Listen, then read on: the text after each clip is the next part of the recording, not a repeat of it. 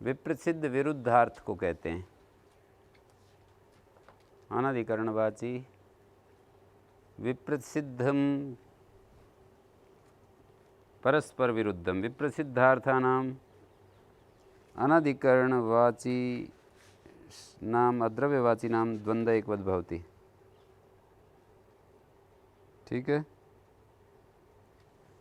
परस्पर विरुद्ध वो होता है जो एक साथ ना रह सके। हैं? हाँ, तो विरोध और विरुद्ध परस्पर विप्रसिद्ध एक ही तो है। सह अनवस्थान आदि लक्षणों विरोध। सह अवस्थान ना हो सके उसको विरोध कहते हैं। अनधिकरण वाची नाम अद्रव्यवाची नाम। यहाँ अधिकरण का द्रव्य है। अद्रव्यवाचियों का द्वंद्व एकवद होता है। विभाषा अनुकर्षण के लिए चकार है। विप्रसिद्धम च। शीतोष्णम, शीत और उष्ण एक जगह नहीं रह सकते, तो अद्रव्यवाची हैं ये। शीतोष्णे सुख दुखम, सुख दुखे शीतोष्णम, शीतोष्णे जीवित मरणम, जीवित मरणे विप्रसिद्धम इति किम काम क्रोधो। ये तो एक साथ रह सकते हैं। हाँ?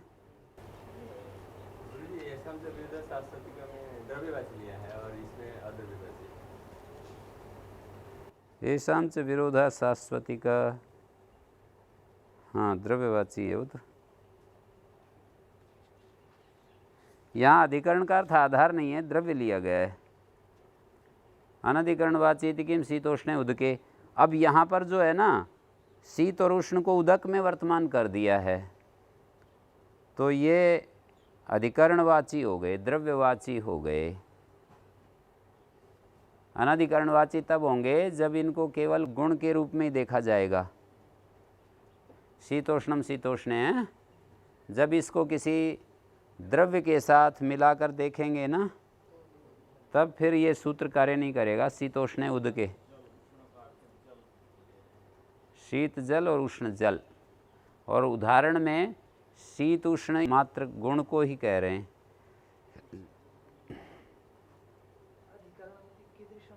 अधिकरण माने द्रव्य। अधिकरण शब्द का अर्थ है यहाँ द्रव्य।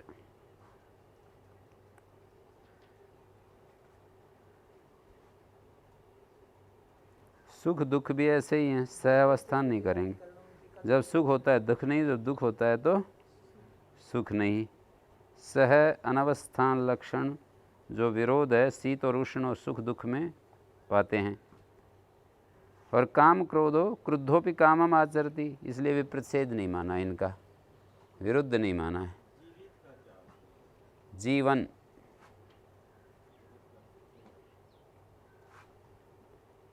भाव में क्ता प्रत्यय। लज्जा सत्ता स्थिति जागरणम वृद्धि क्षय भय जीवित मरणम। वहाँ आया जीवित मरणम।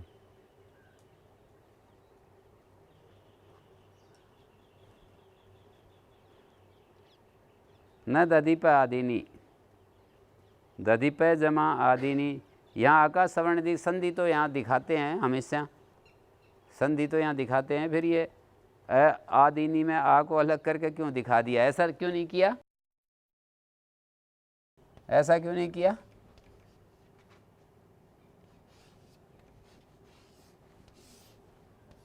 ऐसा कर दिया।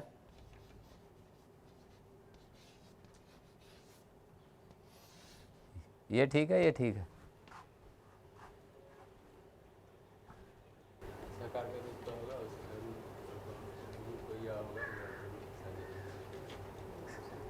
पयस का से शुरू नहीं है।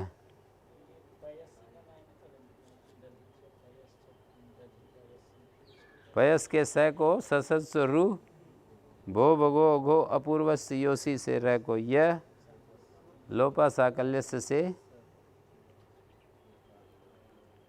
यकार का लोप फिर अका सवर्ण दीर्घ पाएगा तो यकार का जो लोप किया था वो असिद्ध हो जाएगा। अलग अलग ही है, इसमें क्या बात है, अलग अलग ही है। पयस शब्द है कि नहीं, इस सैक और रू समास हो रहा है ना, पया आदिर ये शाम तानी पया आदिनी।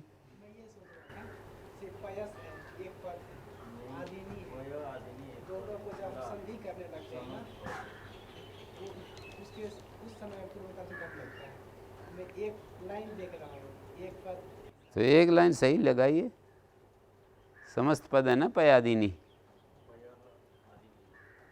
पयादिनी एक ही पद है, ये दो पद नहीं है, पर है समस्त पद। समस्त पद का मतलब समास हुआ हुआ पद, दो शब्दों का समास हो रहा है, पय और आदि का। हाँ, संधि भी हो रहा है।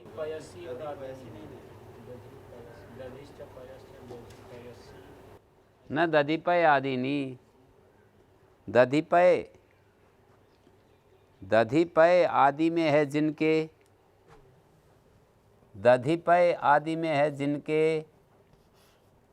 वे दधिपय आदिनी। ठीक है। नियम स्वरूपम से यह एक वचनो द्वंद्वो विभाषा प्राप्त स यदि विप्रसिद्धवाचिनाम भवति अद्रव्यवाचिनाम एवं द्रव्यवाचिनाम तो इतरेतरी होगा। यूँ कह रहे हैं कि जो एक वचन द्वंद्व विकल्प से प्राप्त हुआ, एक वचनो द्वंद्वो विभाषा प्राप्त स यदि विप्रसिद्धवाचिनाम भवति अद्रव्यवाचिनाम एवं, विप्रसिद्ध वाचियों को होता है तो अद्रव्यवाचियों को ही होता है, द्रव्यवाचियों का तो इतरेतरी योगी होता है। जैसे शीतोष्णे उदके, यहाँ पर द्रव्यवाची है शीतोष्ण तो इतरेतर योगी हो गया। जो एक वचन द्वंद्व विभाषा प्राप्त हुआ ना, ये विकल्प से हो रहा है ना। विप्रसिद्धवाची नाम यदि होता है तो अद्रव्यवाचियों का ही होता है। विकल्प से जो ये द्वंद्व है ये यदि हो तो अद्रव्यवाचियों का ही होता है, द्रव्यवाचियों का तो इतरेतर योगी होगा। इस तरह से कह रहे हैं। और इस सूत्र में भी, ऊपर वाले सूत्र में जो प्रथमा निर्देश किया है ना, प्रथमा विभक्ति पढ़ी है। हाँ, विप्रसिद्धम चानधिकरणवाची, वो उसी तरह से है, गौण निर्देश है। षष्ठी विभक्ति की जगह प्रथमा का अर्थ लग रहा है। विप्रसिद्ध अवयव हैं जिनके ऐसा द्वंद्व, विप्रसिद्ध वाची अवयव हैं जिसके, जिस द्वंद्व के, उस द्वंद्व को विप्रसिद्ध वाची नाम शब्दानाम द्वंद्व, ऐसा मुख्य निर्देश तो ये होता कि विप्रसिद्ध वाची जो शब्द हैं उनका द्वंद्व, उनका द्वंद्व एक पद होता है। और अब कह रहे हैं इसके अनुसार अर्थ करेंगे तो ये होगा अद्रव्यवाची विप्रसिद्ध अवयव वाला द्वंद्व। विप्रसिद्ध वाची अवयव हैं जिसके ऐसा द्वंद्व, विप्रसिद्ध वाची जो शब्द हैं वो अवयव हैं जिस द्वंद्व के, ऐसा अर्थ निकलेगा। हाँ जी, हाँ,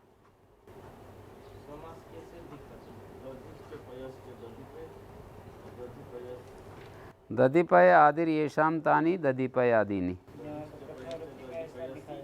नहीं, दधिपय शब्द तो द्वंद्व है, दधिश्च पयश्च, दधिपयसी, दधिपयसी एक शब्द पकड़ लिया, ये आदि में है जिनके, तो अंतर्वर्ती विभक्ति का लुक हो जाएगा दधिपय आदिनी। आदिनी नहीं, आदि येषाम, दधिपयसी एक शब्द का अनुकरण करके आदि के साथ संबंध कर देंगे। दधिपयसी यह शब्द आदि में है जिनके, दधि पयसी ये एक शब्द है, दधि पयसी यह शब्द आदि में है जिनके, आदिर येषाम, ऐसा होगा। आदि में कर देंगे तो गलत हो जाएगा, दोनों के साथ आदि जुड़ेगा। दधि पयसी यह शब्द आदि में है, जिनके सर्व आदिर येषाम सर्वादीनी, ऐसे ही तो कहते हैं, सर्व आदिर येषाम तानि सर्वादीनी, दधि पयसी आदिर येषाम तानि दधि पयादीनी। यहाँ तो प्रक्रिया संज्ञा हो रही है, देख लो, हो रही है ना। सूत्र में किससे करोगे, वो सूत्र बताओ कि इस सूत्र से प्रक्रिया संज्ञा क्यों नहीं हो रही। इकार उकार एकार है यहाँ पर, इकार उकार एकार, इकारांत उकारांत एकारांत द्विवचन की प्रक्रिया संज्ञा होती है क्या यहाँ, इकारांत उकारांत एकारांत द्विवचन। तो ऐसे नहीं बोला करो प्रक्रिया संज्ञा, सूत्र बोल करके बोलो कि इस सूत्र से क्यों नहीं हो रही। अपने आप से भी यही पूछा करो कि अमुक सूत्र से यहाँ पर प्रक्रिया संज्ञा क्यों नहीं हो रही। यथायथम एकवत भाव प्राप्ते प्रतिषेधारभ्य थे, जिस किसी से एकवत भाव पाता था, एकवत भाव नहीं होता है उनको। दधि पैसी में पाता था, सर्पिर मधुनी, सर्पिस शब्द था, स को रह हो गया, व्यंजनवाची है ना ये, व्यासावृक्ष मृग तृण धान्य व्यंजन। तो दधि पैसी सर्पिर मधुनी मधु सर्पिसी, इन तीनों में तो उसी से पाता था। ब्रह्म प्रजापति शिव वैश्रणो स्कंद विशाखो परिव्राट कौशिको प्रवर्ग उपसदो। और शुक्ल कृष्णों में पूर्व सूत्र पाता था, विप्रसिद्धम चान अधिकरणवाची। हाँ जी, और ये जो दिए हैं ब्रह्म प्रजापति समाहार एकत्व होने से प्राप्ति थी। ये जो ब्रह्म प्रजापति शिव वैश्रण 5 यानी स्कंद विशाख परिव्राट कौशिक और प्रवर्ग उपसद, समाहार एक होने से, समाहार के एक होने से एकवत दधिपय आदि गण है। इसमें जो लिख रखा है ना, जैसे सर्वादि गण होता है, ऐसे दधिपय आदि गण है।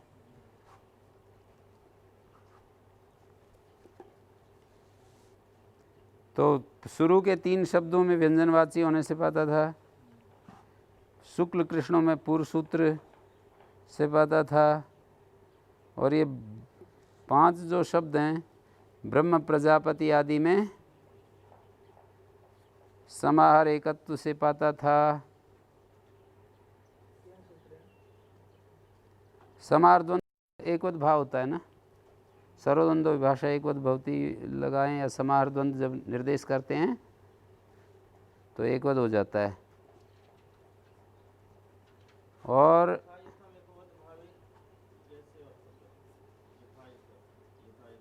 जिससे जो पाता था, यथास्वम यस्य यदात्मीयम लक्षणम तेन। यथा यथम का अर्थ है यथास्वम, जिससे जिसको प्राप्त था, यस्य यदात्मीयम लक्षणम तेन, जिसका जो अपना लक्षण था ना, जैसे दधि पैसी सर्पिर मधुनी मधु सर्पिसी, इन 3 उदाहरणों में व्यंजनवाची होने से विभाषा एकवत भाव प्राप्त था। ये है यथायथ का अर्थ, जिससे जो पाता था। तो एकवत भाव पाता था ना व्यंजनवाची होने से। हो गया यहाँ तक। और आगे फिर ये जो आगे शब्द है ना, शुक्ल कृष्णों में विप्रसिद्धम चान अधिकरणवाची, इदमा बरहिसी समाहर एक होने से पाता था। दीक्षा तपसी आदि में भी इसी तरह समाहार एकत्व से पाता था। श्रद्धा तपसी समाहार एक, मेधा तपसी अध्ययन तपसी, उलूखल मुसले आद्यावसाने, श्रद्धा मेधे ऋक् सामे वांग मनसे। मनस शब्द तो वो होता है सकारांत होता है, वांग मनसे कैसे बना भाई, और सामे कैसे बना? अचतुर विचतुर सुस्तुर में वांग मनस शब्द अच प्रत्यांत निपातन किया है। ऋक साम में भी वहाँ पर निपातन किया, चतुर विस्तुर सुस्तुर स्त्री पुंस अनडुहर साम, ऋक साम कहा है वहाँ पर। ठीक हो गया। ऋक सामे श्रद्धा मेधे,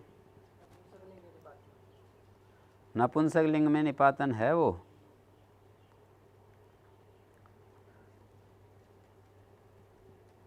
श्रद्धा तपसी, मेधा तपसी, अध्ययन तपसी, उलूखल मुसले, आद्यावसाने, ये एकवत भाव नहीं होगा इनमें। जो इसमें गिना दिया समाहार एक होने से पाता था उसको एकवत भाव नहीं होगा।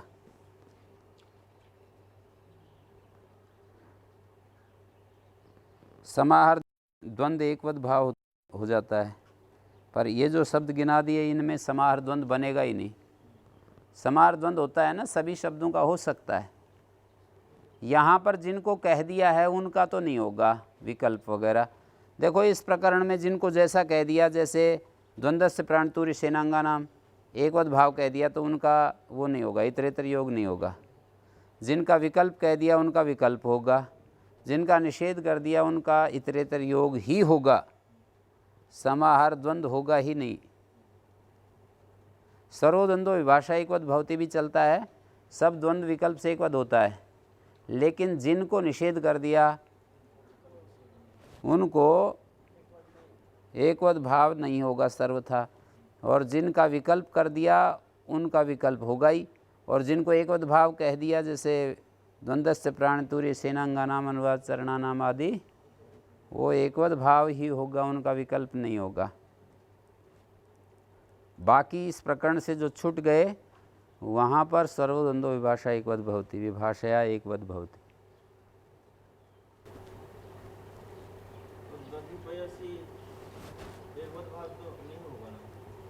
यहाँ नहीं होगा। ये निषेध ही हमें बता रहा है कि एकवत भाव नहीं होगा।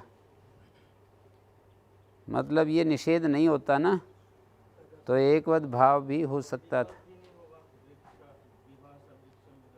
वहाँ पर जैसे विकल्प नहीं होगा, व्यंजनवाचियों में विकल्प कहा था ना, तो ये निषेध करने से नित्य ही इतरेतर योग द्वंद्व रहेगा, विकल्प नहीं हुआ। ब्रह्म प्रजापति आदि में भी ऐसे ही, दधिपयसी में व्यंजनवाची होने से जो विकल्प पाता था विकल्प ना होकर के नित्य ही इतरेतर योग ही रहेगा। ठीक है। अधिकरण तावत्वे च नैति वर्तते, अधिकरणम वर्ती पदार्थ। अधिकरण कहते हैं वर्ती पदार्थ को, समस्यमान पदों का जो अर्थ है वो अधिकरण यहाँ पर लिया गया है। अधिकरण का अर्थ द्रव्य होता है कहीं पर, यहाँ समास का जो अधिकरण है, सही समासस्य अर्थस्य आधारा, जो अधिकरण है वो वर्ती पदार्थ है, वो समास के अर्थ का आधार बन रहा है। तस्य एतावत्वे परिमाणे गम्यमाने द्वंद्वो न एकवद् भवति। समासस्य अर्थस्य आधारा, समास जो समास है ना उसका आधार बना हुआ है। अधिकरणम वर्ती पदार्थ सही समासस्य अर्थस्य आधारा, तस्य एतावत्वे, उसके एतावत्व में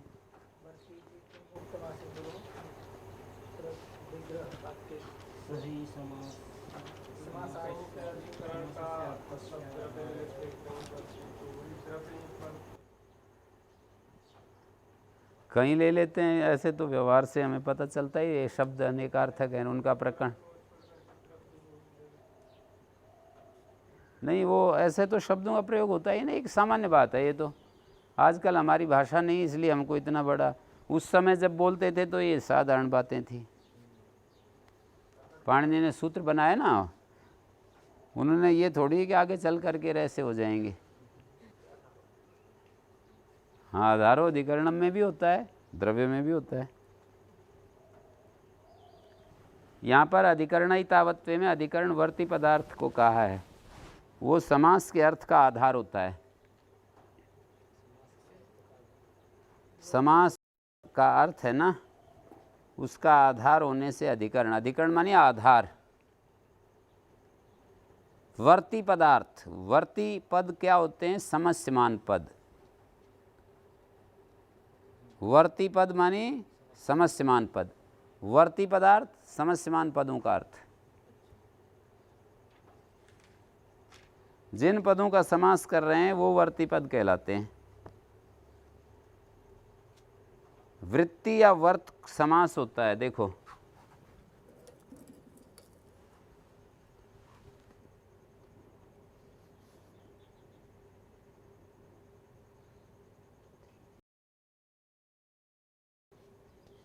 वृत्ति और वर्त है, ये पर्यायवाची हैं। इसका मतलब समास।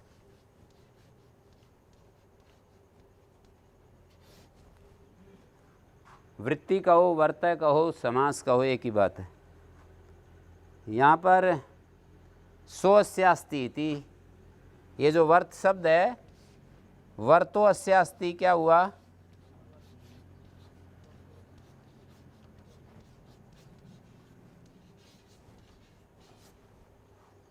वर्तो अस्यास्ति इति वर्ति, ऐसा हो गया है। वृत्ति, वर्त, समास तीनों का एक ही अर्थ होता है। ठीक है। वर्तो अस्यास्ति, समास है जिसका, वो वर्ती। क्या है वो? समास का अवयव।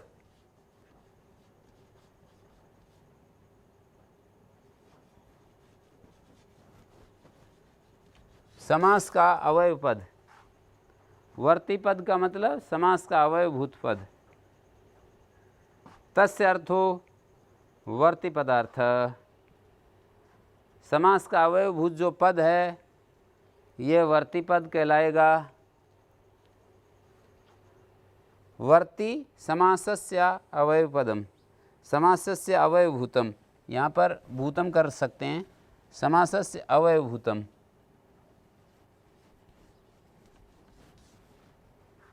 समास का जो अवयवभूत है वो वर्ती पद कहलाएगा।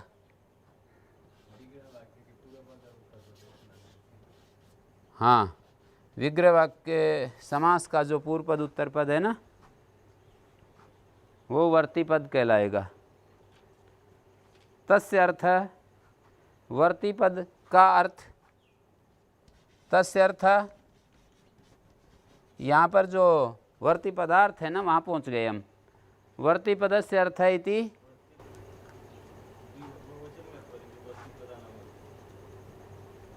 नहीं, वर्ती पद का अर्थ वर्ती पदार्थ।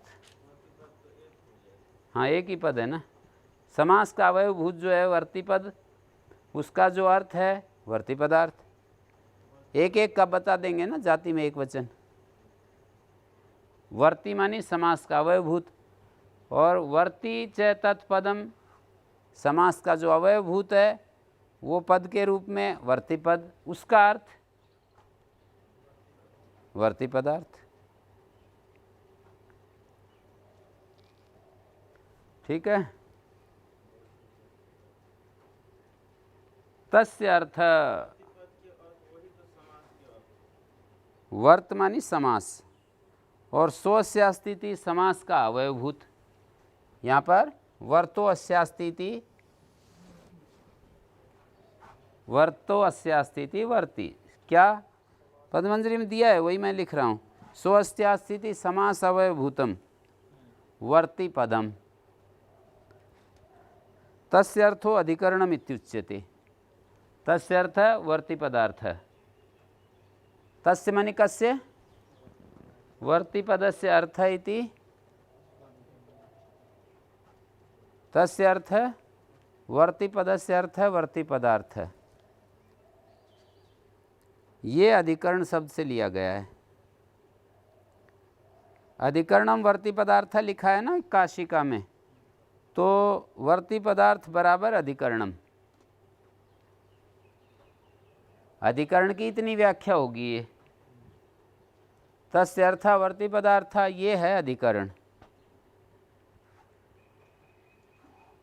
समास का जो अवयवभूत पद है वो वर्ती पद, और उसका जो अर्थ अवयवभूत पद का अर्थ, समास का अवयवभूत पद मान लीजिए 1 है, 2 है, 3 है, उसका जो अर्थ होगा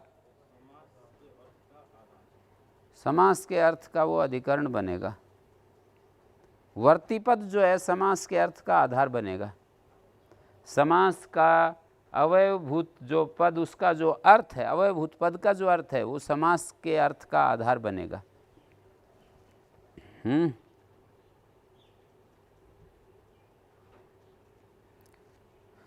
सही समासस्य अर्थस्य आधारा लिख दिया। तस्य एतावत्वे, उसका परिमाण गम्यमान हो तो द्वंद्व एकवद नहीं होता। एतावत का भाव एतावत्व,